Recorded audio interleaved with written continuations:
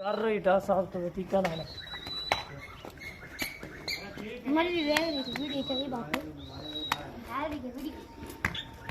मेरे लिहाज नाल इंशाल्लाह प्रेगनेंट निकलनी ये बनी है किन्ने महीने हो गए ने हुण दुध ते नहीं देंदी हैं हैं सुबह दंदी एक टाइम चौंदे हो पाड़े ते नाल रीडर सिया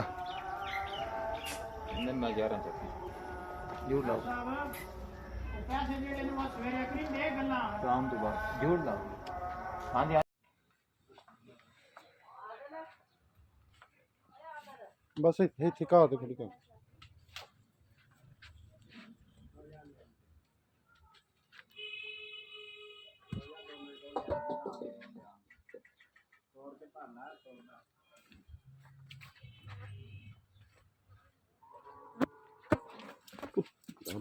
डर गई है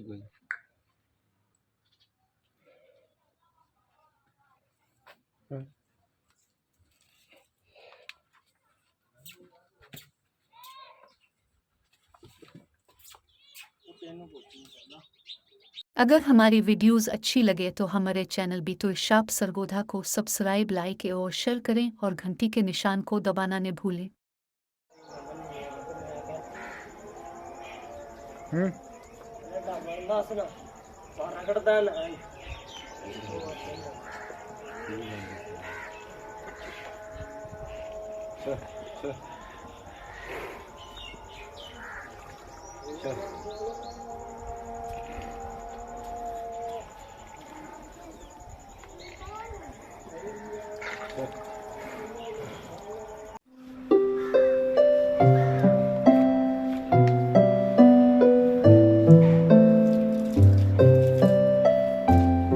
छेवां सतवां महीना तो होना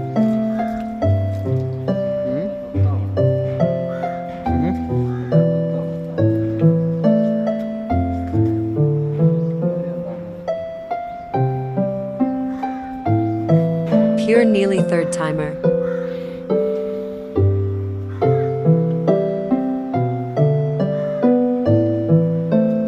Macandera.